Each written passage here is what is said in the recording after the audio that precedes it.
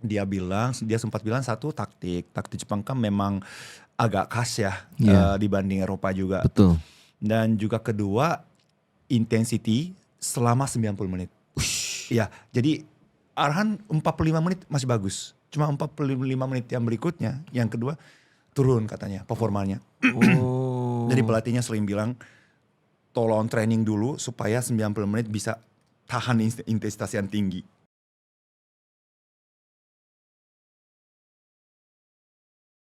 Halo followers Bicara Bola, kembali lagi bersama saya Alphonsius Kelvan di program Bicara Bola. Jangan lupa subscribe, follow terus akun TikTok, Instagram Bicara Bola supaya nggak ketinggalan update tentang sepak bola nasional. Kali ini followers, saya ditemani teman saya dari Jepang, bukan samurai ya, dulunya samurai juga kayaknya nih. Kedatangan jauh sih nggak jauh juga, cuman sekarang tinggalnya udah di Ciputat. Ya. Hiro, apa kabar Hiro? Oke, Alfonsan. Aduh, thank you. Wah, luar biasa saya bisa mampir ke podcast Alfonsan. Saya juga makasih Hiro udah mau datang di tengah-tengah kesibukannya Hiro ya kan. Datang dari matahari terbit. Oh, matahari terbit. Sekarang jadi warga Tangsel. Oh. Tangsel Pride. Iya. Hai, arigatou gozaimasu. Thank you so much. Jadi ya kemarin kita ya Pendekar League ya. Pendekar League main bareng. Top banget ini. Kemarin itu yang ditakutin dari JBL TV itu katanya sih ya followers ya saya, Hiro sama Bang Atep. Cuman Hiro ini emang luar biasa banget. Duet dulu dia sama saya nih. Makasih ya. Selalu mengawali dari kita berdua. Deg-degan gak sih sebenarnya tapi match pertama terutama karena kita nggak tahu kan formatnya kayak gimana. Iya, udah kita main aja tulus kan. Tiba-tiba lolos menang gitu ya udah. Iya, 2 kali menang di Day One. Itu juga udah luar prediksi. Luar biasa, luar prediksi kita banget kan. Iya. Karena kita underdog banget waktu itu ya. Semua orang tuh sangka Jebret mah nggak bisa menang. Baru kan ya kita tahu sendiri kan pemain-pemainnya kan lawannya juga pemain-pemain liga semua. Iya. Kalau kita kan banyak komentator. Iya, itulah. Saya itu tadinya kan maksudnya podcaster, cuma diprotes sahabat. Itu masih pemain liga ya. Iya pasti. Itu kan dulu ya kan. Pasti. Oke Hiro. Oke. Saya mau tanya nih, katanya banyak fans Jepang yang pengen Indonesia itu lolos ke Piala Dunia. Wah. Nih. Supaya bisa bareng-bareng kan sama Jepang. Itu bener gak sih? Bener banget. Tapi sayang sekali ya Indonesia ya. Iya ya. Satu langkah lagi bisa masuk Piala Dunia ya. Akhirnya tidak berhasil ya. Tapi banyak orang Jepang itu memang mau lolos bersama Indonesia. Karena kita kan udah persahabatan antara Indonesia dan Jepang kan udah lama terjalin. Terus sebenarnya sih banyak orang Jepang juga udah agak malas sama negara-negara Arab gitu ya. Maksudnya mereka tuh kan jelas pakai uang untuk FC gitu. Jadi orang Jepang itu banyak yang berharap karena kemarin waktu kita lawan di kualifikasi yang ketiga ya, Indonesia dan Jepang itu satu grup dan Jepang pernah main di GBK waktu itu saya nonton juga di situ. Terus Indonesia main di Jepang juga. Nah waktu itu persahabatan antara supporter Indonesia dan Jepang bagus tuh ya? Luar biasa bagus. Karena saya tuh pernah nonton Indonesia lawan Jepang di GBK. Nah, laga berikutnya kan Indonesia lawan Bahrain ya waktu itu. Suasananya totally lain ya, beda banget antara supporter. Kalau Bahrain sama Indonesia kan supporternya agak crash ya di luar GBK. Terus kalau di Jepang kan persahabatannya luar biasa, bagus, foto bareng semuanya gitu, kita can-cannya juga banyak. Supporter Jepang juga setelah pertandingan langsung bilang Indonesia, Indonesia karena kita mau lolos bareng waktu itu. Berarti waktu Indonesia main Jepang, Hiro nonton juga Jepang? Nonton, ya. Ke Jepang juga? Oh enggak, kalau waktu Jepang enggak nonton. Ya, waktu di sini Indonesia aja. Di GBK. Terus seperti apa sih fans Jepang itu memandang timnas Indonesia? Karena jujur aja kita tuh nggak nyangka bisa jadi satu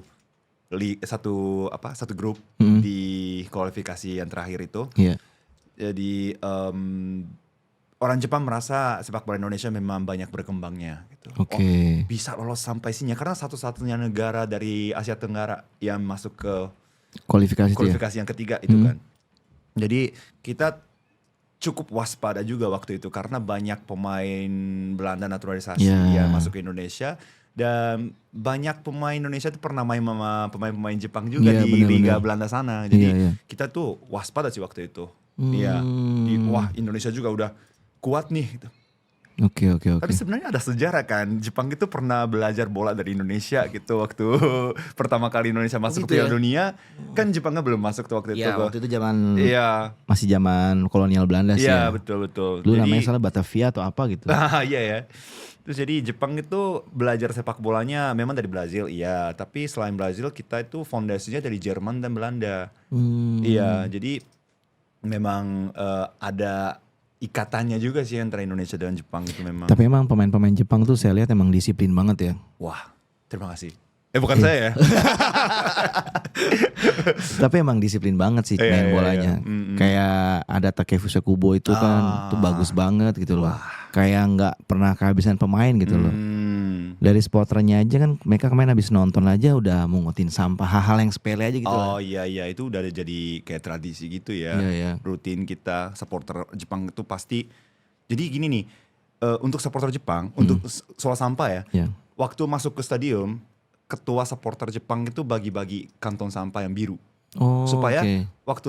waktu pemainnya masuk, kita masukin angin, Iya. terus kita bisa kayak gini, jadi biru semua kan studionya. Oke. Abis itu pakai itu pungut sampah.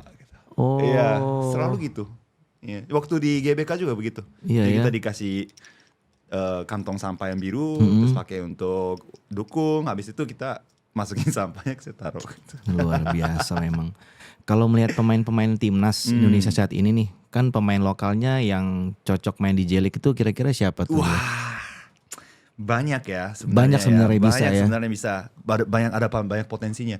Mungkin salah satunya Marcelino iya, karena dia tuh kan ada tekniknya, terus bisa lari sampai box to box ya. Iya. Itu sangat cocok buat Jepang dan memang dari dulu ada rumor selalu tim-tim J-League itu incar Rizky Ridho.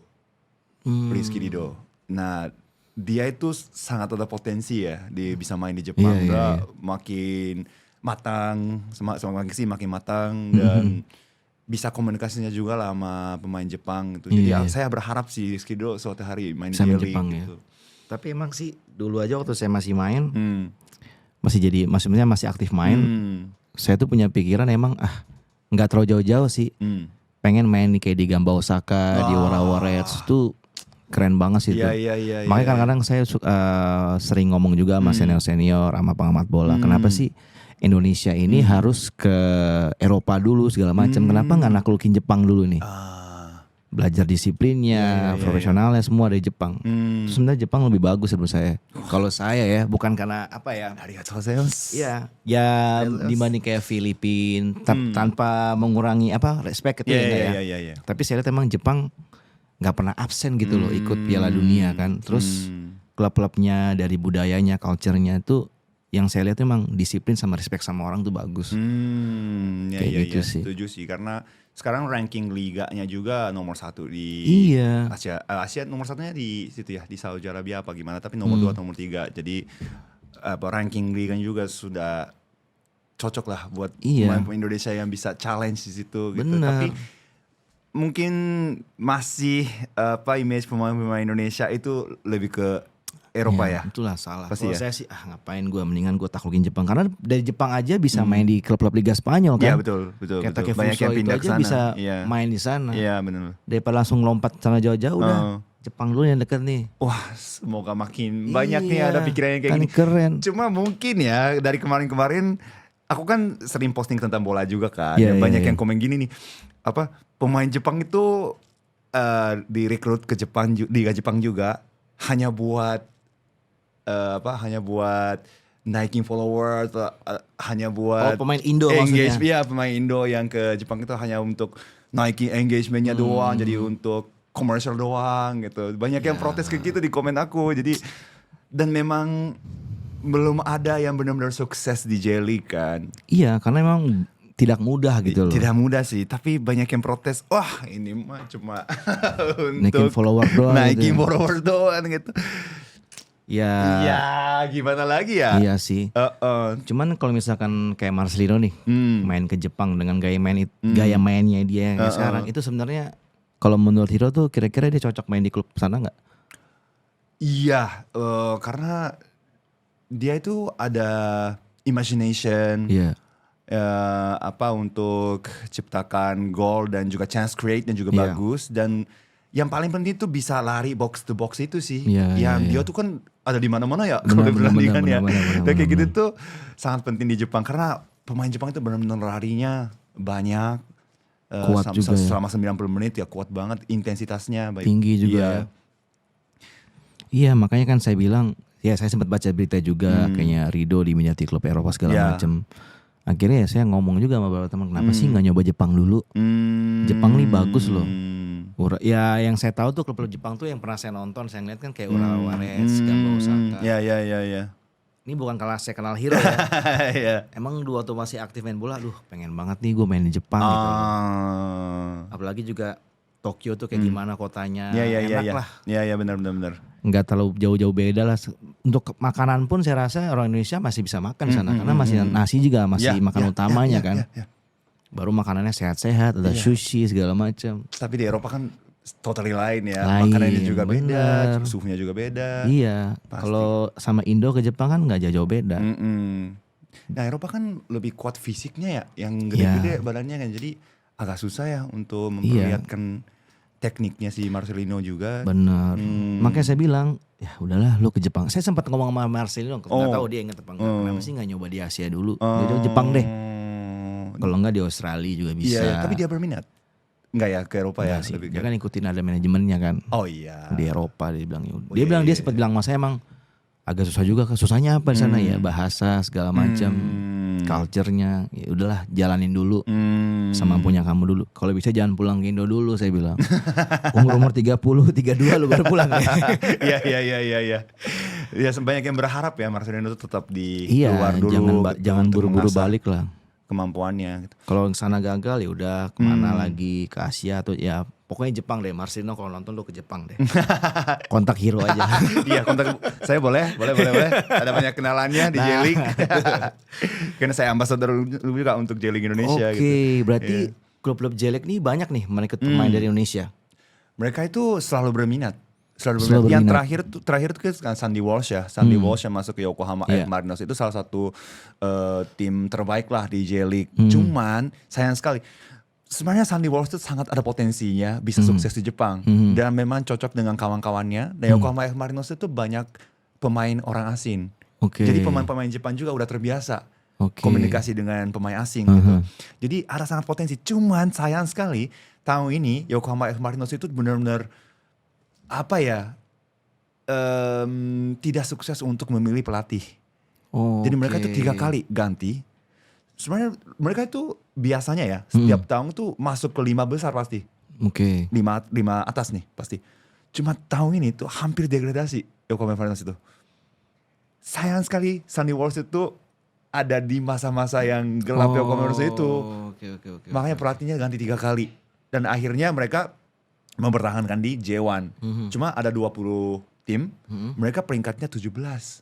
Itu nggak pernah kita lihat selama ini Yokohama Marinos ada di sebawah itu. Jadi kurang beruntung sih ya Sandy Walsh ya. Tapi itu J-League itu kompetisi tertingginya J-League. J-League, yes, J1. J1 League ya. Di bawahnya itu Ada J2, J3. J3 dan JFL. Jadi sampai J3 itu profesional. 100% profesional itu sampai J3. Oke. JFL itu bisa dibilang kategori J4. Itu ada yang profesional, ada yang amatur. Campur. Dan di bawah itu ada liga daerah. Bawahnya lagi liga kota. Liga kota ya. Iya, liga provinsi, liga kota. Tapi itu klub-klub Jepang ini merekrut pemain Indonesia ini untuk naikin engagement atau cuma untuk karena kualitasnya benar-benar karena kualitas gitu. Kayak jujur aja ya. Dua-duanya ya. Dua-duanya ya. Karena mungkin orang Jepang tahu ya, sport Indonesia ini gila ya. Karena cukup kaget. Aku udah ngobrol langsung sama orang-orang J-League nih. Cukup kaget pertama kali Mas Arhan Pratama masuk ke Tokyo Verdy.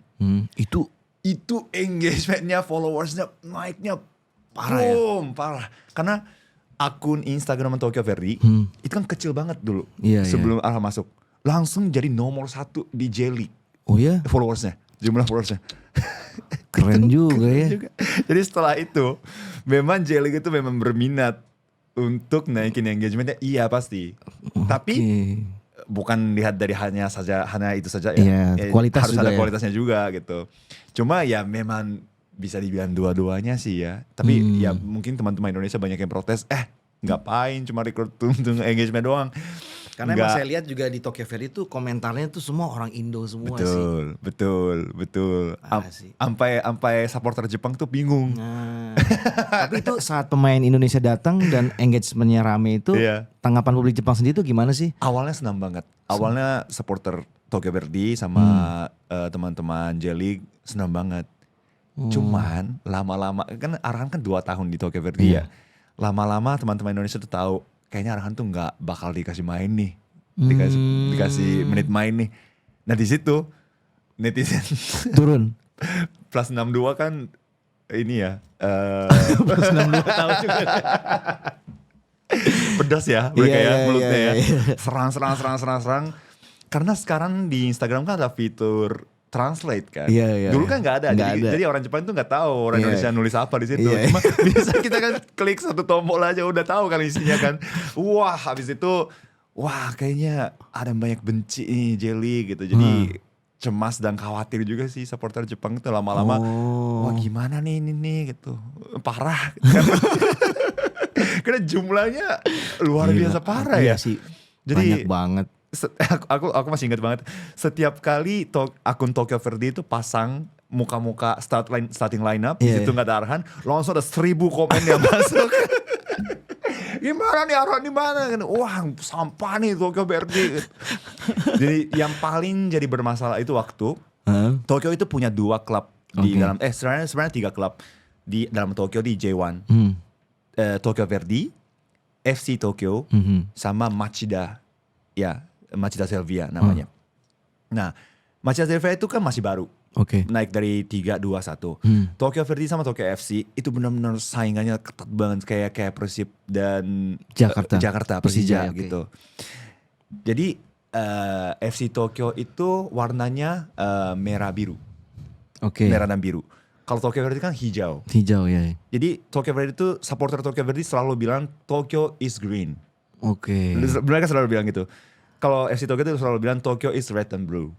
Dan mereka tuh saingannya ketat banget. Iya. Nah, waktu Arhan gak dikasih main, teman-teman netizen 62 itu langsung nulis Tokyo is red dan blue di akun Tokyo Verde. 1000 komen tuh ada di situ. Buset kan. Itu jadi memicu konflik antar Tokyo FC dan Tokyo Verde. Itu sempat jadi bermasalah. Tapi emang Arhan waktu itu emang jarang dapat kesempatan bermain ya. Betul. Ya. Itu kenapa tuh Aryo? Karena emang kualitas atau emang dia belum bisa bersaing atau gimana? Nah itu aku pernah ngobrol sama Arhan langsung sama sahabatnya Arhan di Tokyo Verde waktu itu. Orang Jepang? Junki Koike namanya. Dia tuh pemain lama di Tokyo Verde, dia tuh profesional. Dan dia tuh sangat akrab sama Arhan, sering ajak Arhan untuk ngopi bareng atau ngobrol gitu. Jadi aku ngobrol sama dua-duanya, mereka bilang Arhan sih masih bilang masih belajar gitu, masih belajar taktik sepak bola Jepang. Dia bilang gitu. Jadi dia berusaha benar-benar semaksimal mungkin di Tokyo Verde. Dia itu benar-benar rajin ya, latihannya rajin banget si Mas Arhan ya, dan dia orangnya baik banget dan disayangi sama teammate juga waktu itu. Jadi dia belajar. Cuma aku nanya ke Junki, dia sempat bilang satu taktik Jepang kan memang agak khas ya dibanding Eropa juga. Betul. Dan juga kedua intensity selama 90 menit. Ya, jadi Arhan 45 menit masih bagus. Cuma 45 menit yang berikutnya, yang kedua turun katanya performanya. Jadi pelatihnya sering bilang tolong training dulu supaya 90 menit bisa tahan intensitas yang tinggi. Gila. Jadi Jepang itu makanya sih nggak kaget sih dia bisa ngalahin Brazil. Iya. Bisa ngalahin Jerman juga pernah kan Jepang. Jadi sekarang kalau mungkin teman-teman juga bisa lihat pertandingan timnas Jepang kan ada sayapnya ya kayak Kubo atau Doan. Di sini ada Mitoma atau Minamino gitu kan. Betul. Mereka itu di sayap. Biasanya sayap serang itu kan serang doang nggak bisa bertahan ya. Tapi kalau sekarang timnas Jepang itu mereka itu atakernya luar biasa tekniknya. Tapi untuk sampai turun ke bawah juga mereka nggak bakal turun berhenti gitu. Jadi turun ke atas tuh kayaknya di Eropa juga jarang ada pemain yang kayak gitu. Tapi sekarang pemain Jepang tuh rajin banget yang dari atas ke bawah gitu. Winger pun begitu gitu. Iya ya. Ya jadi memang Liga Jepang tuh memang ciri khasnya kayak gitu. Makanya nih kalau Rizky Ridho nonton nih udahlah ke Jepang dulu deh mendingan. Lu taklukin Jepang tuh lu bisa udah lu ke Eropa pasti bakal gampang. Aku senang banget sih kalau Rizky Ridho main di J-League ya. Iya. Sangat senang. Tapi mungkin teman-teman netizen 62 tuh gak setuju ya main di Jepang mungkin. Kalau saya pribadi setuju banget. Daripada lu jauh-jauh ke Eropa. Mending ke Jepang dulu deh. Karena dari Jepang pun dari grassrootsnya tuh udah bagus banget. Iya benar-benar. Karena saya sempat ngobrol juga sama teman saya juga yang di Asiop. Sekarang udah nggak di Asiop dia bilang emang di Jepang tuh dari grassrootsnya tuh emang udah diajarin main bola tuh dengan disiplinnya. Ya. Aku juga salah satunya ya dari SD sampai Liga Kampus. Oh iya benar. Kita ngopi dulu Hiro. Oke. Iya, arigatou Kopi kita ini gozaimasu. dari Kopi Uang Emas. Oke, thank you, arigatou gozaimasu. Uang emas, wah, sugoi ne uang emas. Wah, saya mau uang emas. Arigatou. Enak. Enak ya. Kopi di Indonesia tuh enak loh. Iya, Kenapa ya? Ini dari Surabaya. Dibanding Ini dari aku Surabaya minum ya? di Dari Surabaya ini Jepang. kan? Iya, Dari Surabaya? Dari Surabaya ini. Kopi Uang Emas. Aku baru tahu kopi emas. Ada Uang lagi emas. kopi Flores tuh lebih enak Kopi lagi. Flores enak lagi ya? Iya dari kampung saya tuh. Agak fruity gitu ya. Aduh, enak banget. Iya, Ushi. Baik lagi nih. Hai. Terus sejak kapan sih Hiro suka bola? Wah, saya tuh mulai main bola itu kelas 4 SD. Itu sudah Masuk ke maksudnya masih belajar atau emang udah masih belajar sih, maksudnya masuk ke klub SD.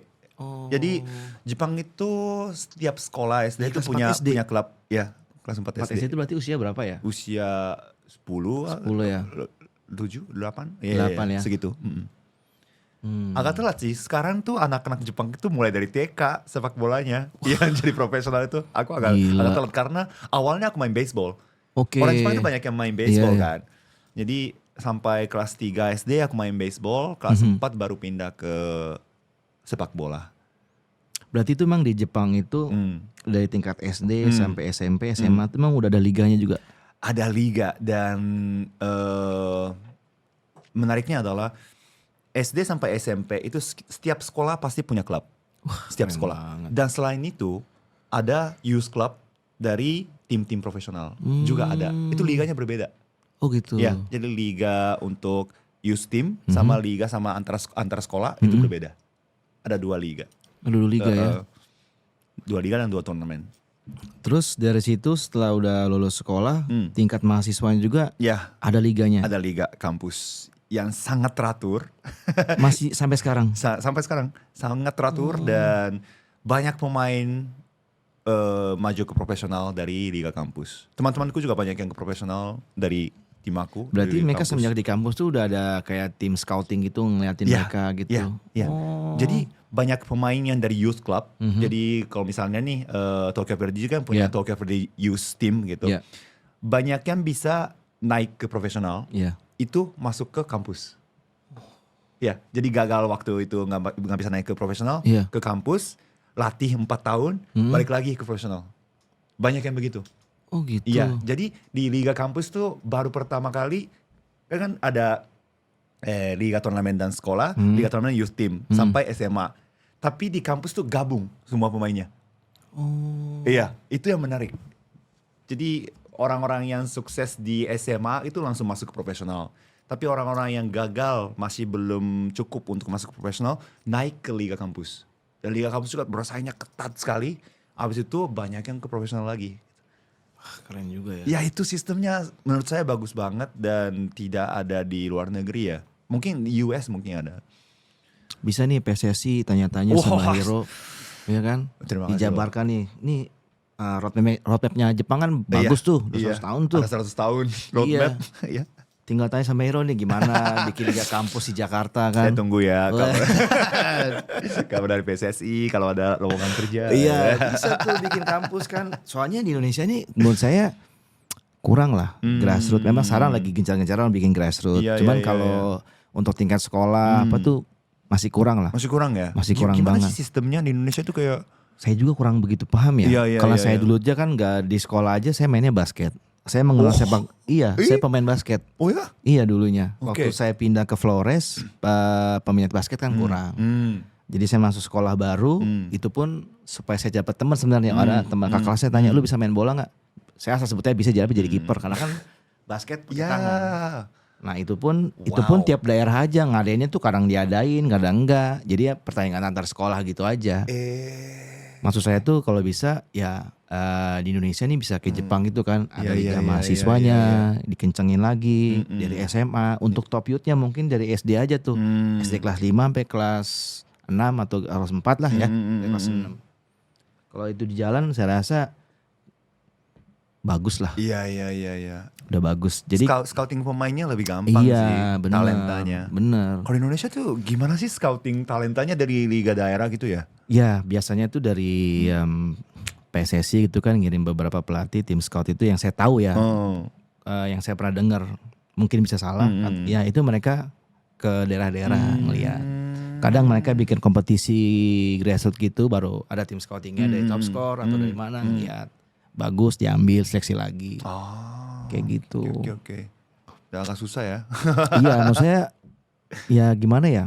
Malah saya lebih senangnya mudah-mudahan Indonesia bisa banyak belajar nih dari Jepang. Wah terima kasih. Iya apalagi kan sudah ada kedekatan lah ya antar negara ya.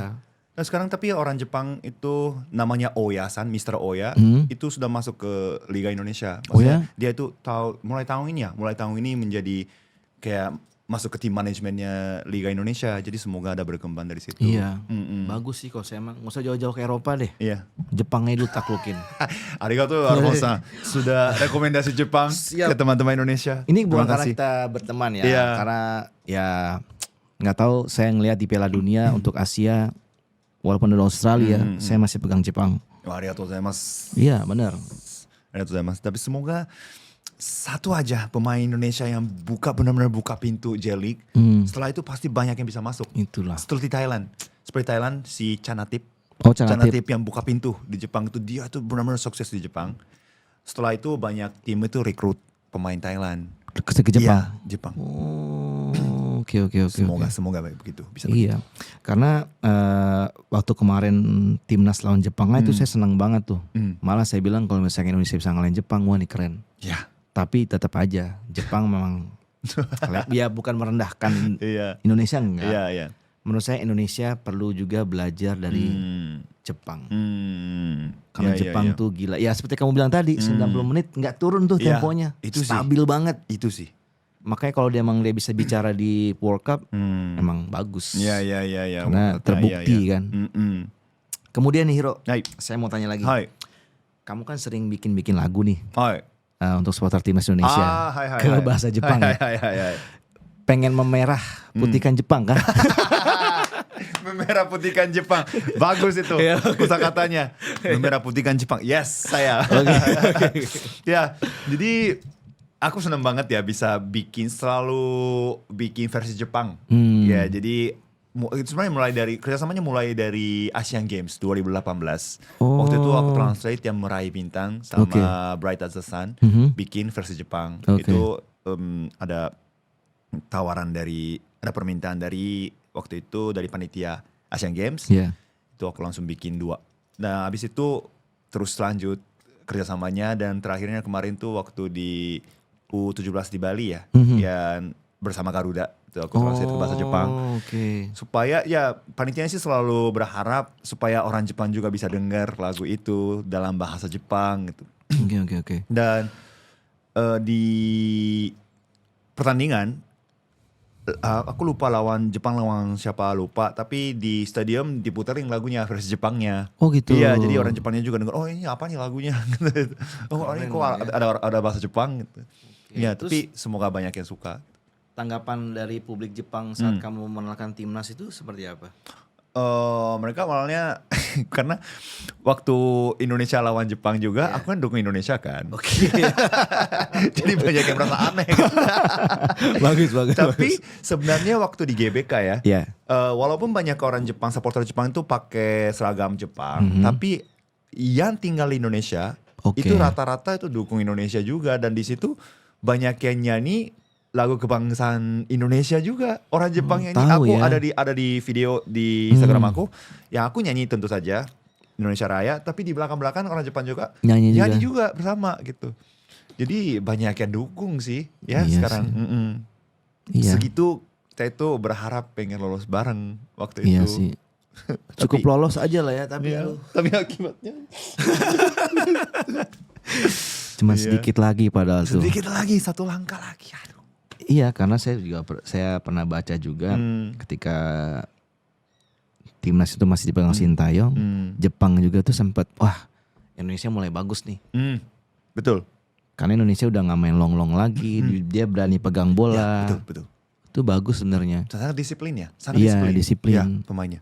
Iya, jadi ya cobalah Indonesia ke Jepang nih. Karena sampai si pelatih Jepang Moriyasu itu bisa bilang di waktu preskon Iya. tuh memang setelah dipimpin Sinteyong, Indonesia memang majunya luar biasa gitu. Iya. Di preskon dia mengatakan itu, dan kita nggak bakal meremehkan Indonesia. Saingannya pasti ketat gitu. Dia bilang gitu, dan itu jujur gitu. Iya. Karena Moriyasu udah tahu Sinteyong dari dulu kan. Mereka Iya. kan dari sama-sama pemain, Iya, lawan betul. Jepang lawan Korea, sama sampai sama-sama menjadi pelatih. Iya, Mereka kan tuh, Sintayong pernah juga di World Cup juga ya pernah betul, kan. betul, dan ada hasilnya yang sangat bagus, Iya. luar biasa kan. Makanya saya bilang ya sempat juga waktu si JJ kesini juga dia bilang, saya tanya JJ, temanku, ya, halo JJ. ya kayaknya mesti pelatih Jepang nih, cukup boleh juga dicoba nih Wah. ke Jepang. JJ arigato. Iya, bagus memang.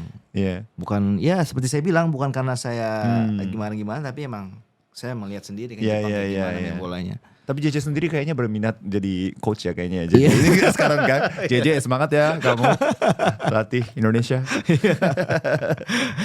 Kemudian pernah gak sih ada pengalaman yang gak terlupakan oleh Hiro saat nonton langsung mendukung timnas Indonesia? Wah, aku udah nonton banyak pertandingan Indonesia, tapi ya salah satunya tentu saja yang Indonesia lawan Jepang di GBK ya. Iya. Jadi salah satu momen yang tak terlupakan untuk kedepannya juga, karena benar-benar suasana hangatnya di stadion itu luar biasa, saling mendukung, dan pertandingannya juga sebenarnya ya waktu itu yang Indonesia Jepang, chance pertama kan created by Indonesia kan. Iya. Iya, kalau itu masuk beda loh ceritanya. Beda, Iya, benar kan? benar. Saya nonton waktu itu. Iya, waktu itu aku merasa, wah kalau itu masuk, kayaknya Indonesia juga ada harapan gitu. Tapi Betul. sayangnya gagal waktu itu kan.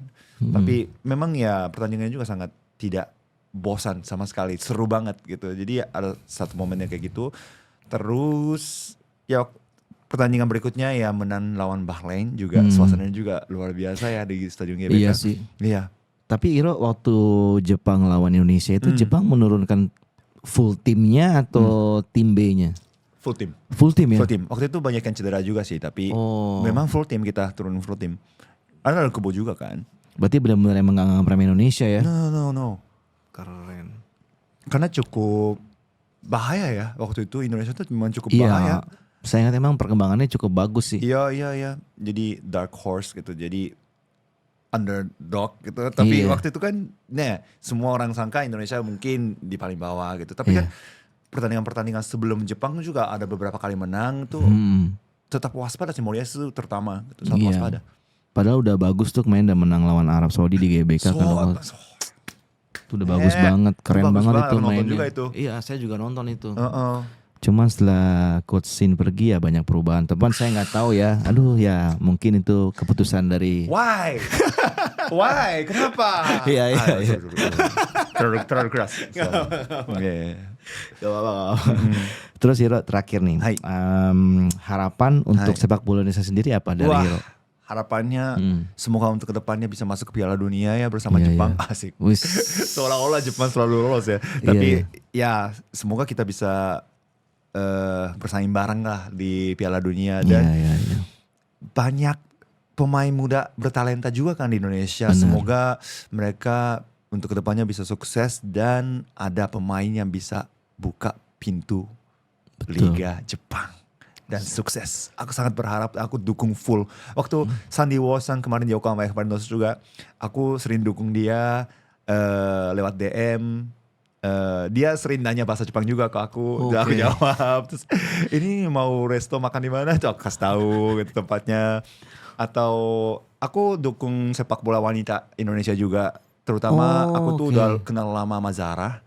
Mhm. Jadi aku dukung Zara. Zara waktu itu dia main di Cerezo Osaka selama 3 tahun, kalau nggak salah 2 tahun atau 3 tahun. Aku selalu dukung dia.